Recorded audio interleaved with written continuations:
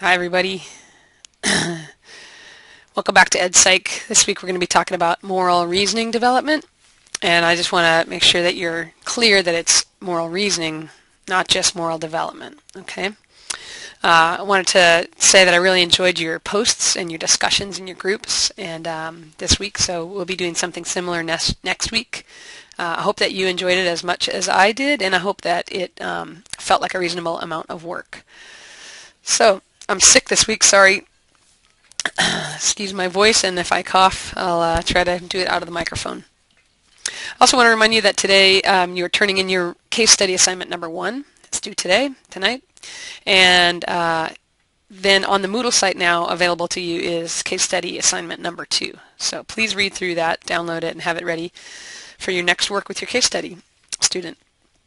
Hope that's all going well for you. So let's jump in. Our objectives today are to define a stage theory of moral reasoning development and to relate that information on moral reasoning development to our teaching and to our schools and to our interactions with teenagers. So you read a couple of moral dilemmas. You'll be working with a second moral dilemma. It's on the Moodle site for you. But both with the ink spot and with the Heinz dilemma, I want you to take into account in the stages of development moral realism versus moral relativism.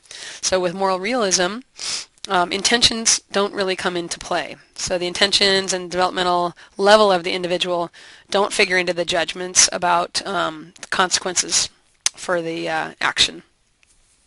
And in moral relativism, they do. Intention and developmentally related capabilities are deemed important, and they do matter when determining culpability and consequences. So I'd like us to think about that, especially in terms of schools.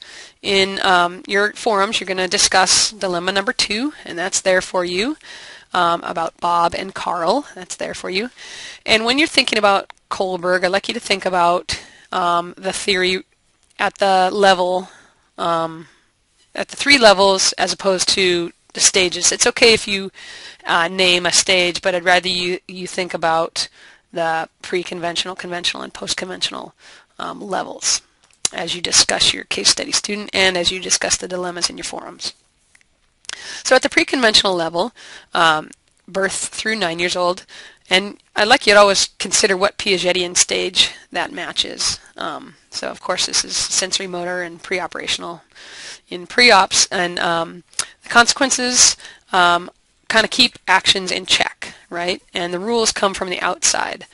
So this is the most basic level of moral reasoning, and I'd like you to think about how that relates to how discipline policies get carried out in our schools and sort of what message that sends. Like if we're only expecting our students to behave because we're going to impose rules on them, you know, what are we teaching them? Are they going to develop? Are we offering the opportunity for them to develop their moral reasoning?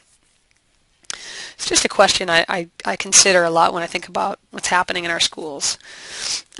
Later, there's a value on self-gratification and or an even exchange, like I didn't tell on you, so you shouldn't tell on me. And then in conventional level, child wants to please others, usually, and please rule makers. So again, what are the implications of that? What happens at our schools when a student wants to please others? Maybe pleasing their peers, it may be pleasing the rule makers.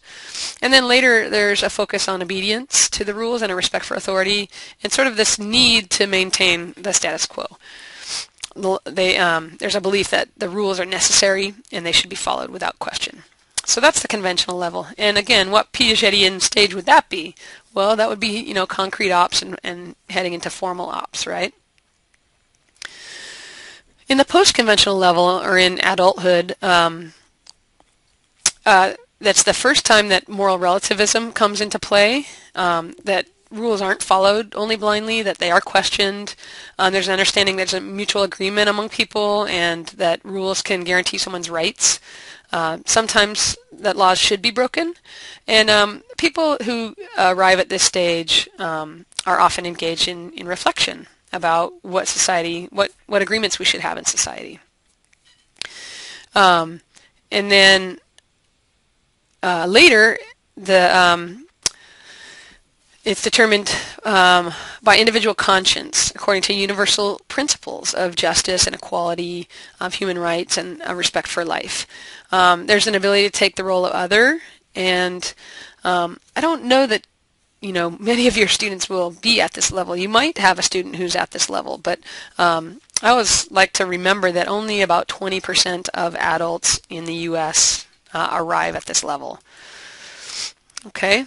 So I kind of put a little summary here, on this slide. You can have a look. It goes in order of development. So consequences kind of control our action, and of course that's what's happening in our schools and in our courts, really. And then there's self-gratification or an even exchange. Then there's approval seeking. Then there's unquestioning allegiance. Then there's mutually agreed upon standards, and then individual conscience in accordance with self-chosen ethical principles. Okay, and again, that's tied to formal operations, and not too many of our students will be at this stage. So I put up here the Heinz dilemma. You read it in your reading, and this is the moral dilemma you're going to offer your student. You're going to ask the student, should the husband have broken into the chemist's to get the medicine for his wife? And you really want to get at their reasoning behind it. Okay, so here's what a student candidate wrote last year. Their student said he should steal the drug to save his wife's life. And the candidate wrote, this is stage 5 reasoning because he clearly understands the social contract and he's willing to violate it because he sees human life as being more important than profit. Well, do you think I will know that the candidate has enough to go on? I mean, how will I know if you write that your student actually believes that? You're going to have to give me evidence through conversation with them. What did they say? What did you ask when they said that? And what is the reasoning behind there? Okay, so 3 issues I want you to be aware of is assessing their reasoning, assumptions about the reasoning. I don't want you to assume that you know what they mean. I want them to say what they mean.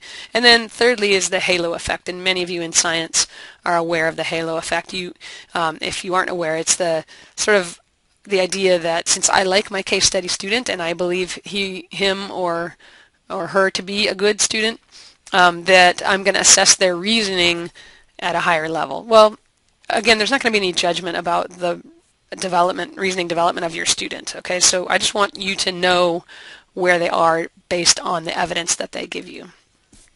Okay, so how can we help our students grow their moral reasoning development or increase their moral reasoning development?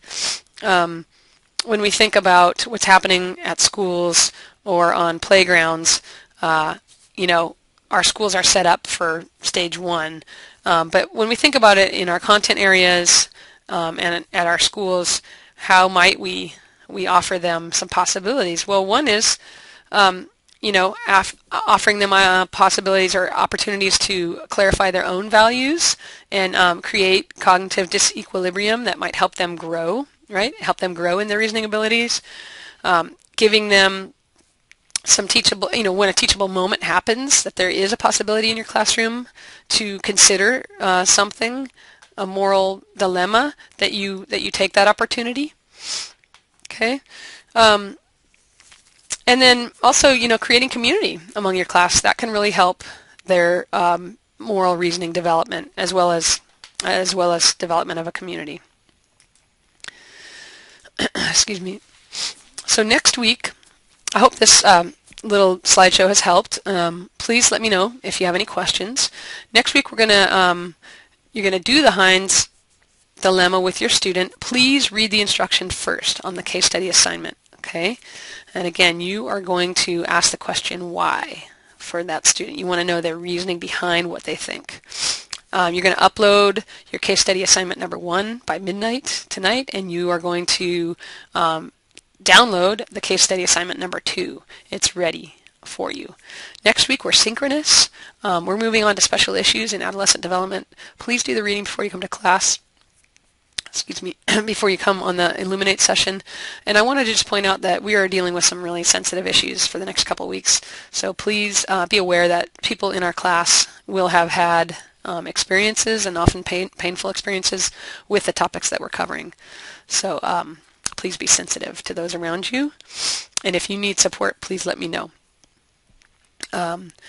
Make sure you bring your fieldwork information next week. Your fieldwork assignment was assigned in the very first week of class. You've been gathering information on it, and it's due next week in class. Okay, I hope if you are well, that you stay well, and if you're sick like me, I hope that you get better. All right, I'm looking forward to seeing you. Bye.